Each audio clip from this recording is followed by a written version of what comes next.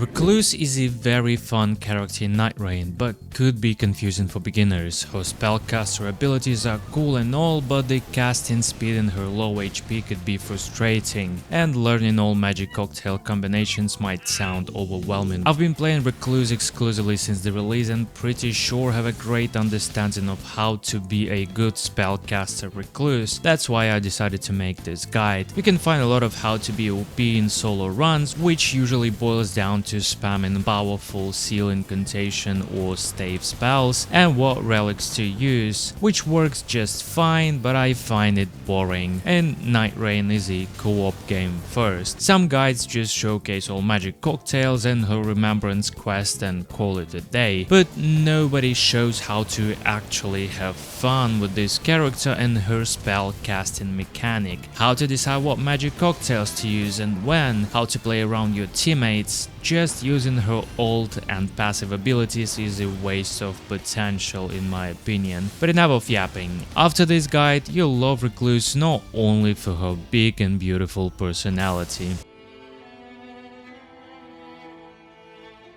Before adding more variables such as teammates, randomness or Night Lord's weaknesses, let's focus on how you should play as Recluse in general. Hard to swallow pill that we need to acknowledge right away: Recluse can't carry solo a team if other players suck.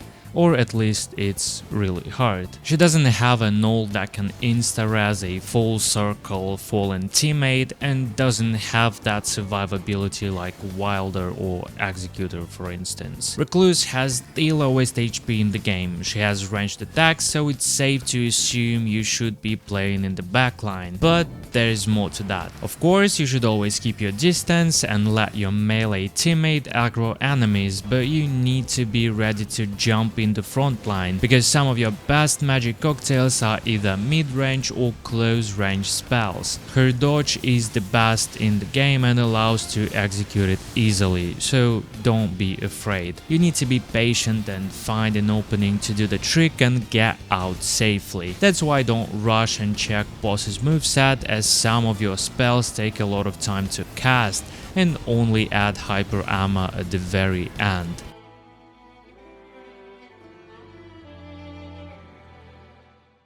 Recluse Faith and Intelligence scaling being S tier not only means you have access to all 4 types of elemental damage, but also means you have access to some good damage with each element, which makes her the most versatile character among all Nightfarers. During daytime you'll face bosses with different weaknesses and only you can immediately switch to the right element for additional damage, so it's your job to identify the weakness. Don't just spam everything you have, spam everything that works the best. But I'd say the most important element you have to get is lightning. Every game, no matter what the Night Lord's weakness is, try to find the lightning element. Just remember, lightning equals damage focused magic cocktails. Magic you have from the start.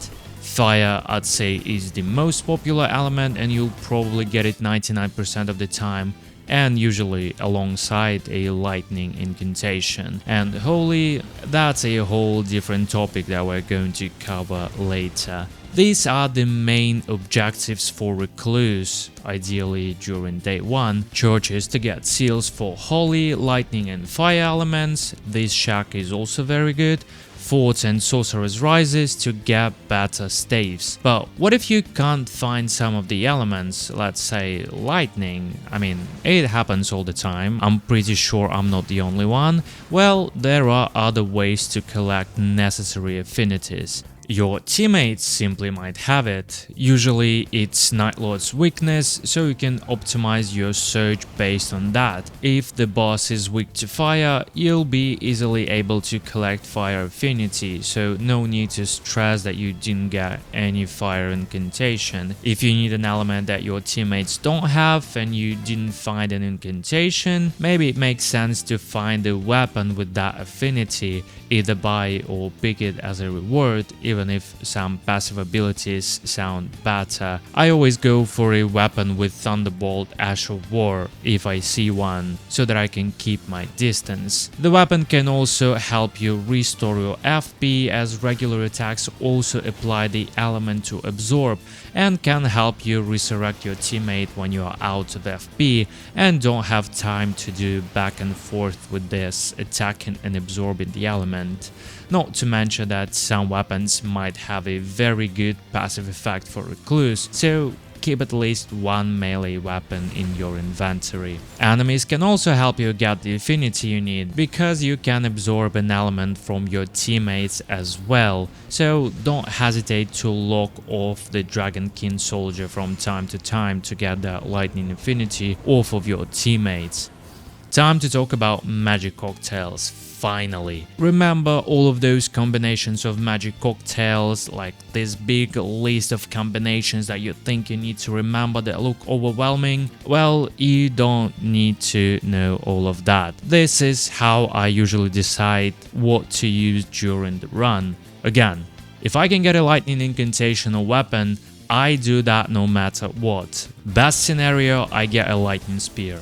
If I have lightning, I have access to the best magic cocktails with highest damage, and these cocktails become my priority. Lightning and magic, C-cast projectile magic attack, nice range, great damage, and you can edge walk while casting the spell.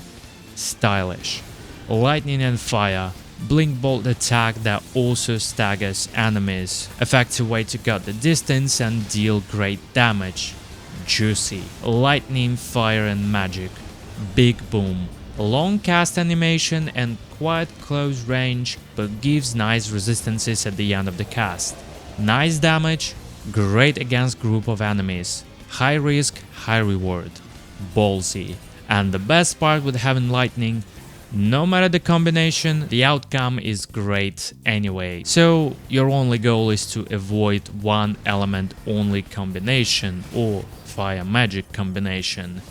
Let's finally talk about holy damage. If the Night Lord is not weak to holy, you can just ignore the holy affinity. You don't need to search for it. If you get it, fine. If you don't, that's even better. But if the Night Lord is weak to holy damage, that's a pain in the ass.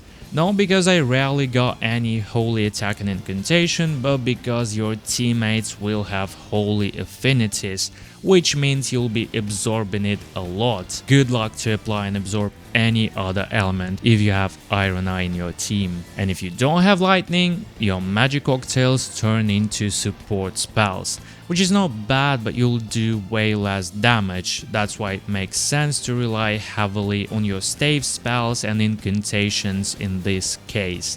Magic Holy Cocktail grants you infinite FP for a short period of time, so you can spam those spells like it's the only button that's working on your controller. Fire Holy will help you and your teammates when you are low on HP or flasks. In this case, I like to have Renala's Full Moon or any Dragon Breath incantation, Glintstone, Comet Shard or any other OP spells that you can see on the screen. But I like to have more variety, and when you have Lightning, there are two good cocktails you can cast. Lightning Holy Magic. This is one of those cocktails where you want to be near the boss, as you'll freeze yourself into an ice block that deals damage, frostbites and usually aggroes the boss. While you are in the ice block, you barely get any damage. It's a great spell to distract the boss and let your team heal and regroup. This is also a great spell to use when you are under-leveled. It's fine, we don't judge. Let's admit it, sometimes it happens. So yeah, with this spell, you risk less, but still could be useful to the team. Lightning Holy Fire creates an area of delayed lightning strike. It's a bit harder to execute because bosses usually jump around the arena, but when it hits good. Holy Fire Magic is my least favorite of these three, as it's only good against small enemies with low poise, but it's nice against groups. Worst case scenario, you have only fire and magic. Magic, fire, or fire magic cocktails suck ass. They suck huge ass. They are long to cast, have no damage, and are boring. Don't even care about these ones. And since we briefly touched some interactions with teammates, here is a tier list of Nightfarers based on how happy I am seeing them in my expedition.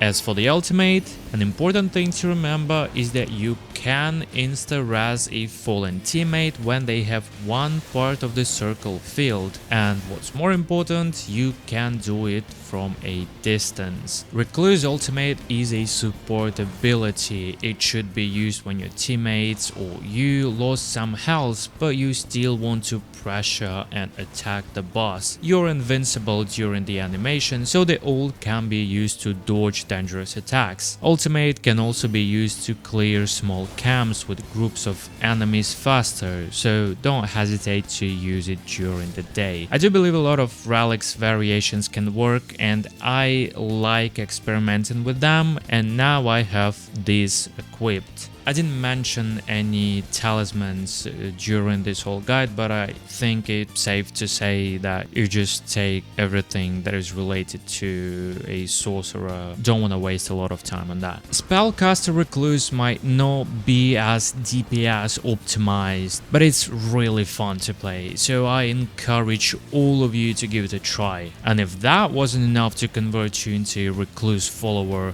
watch this video right here. Thank me later. See ya.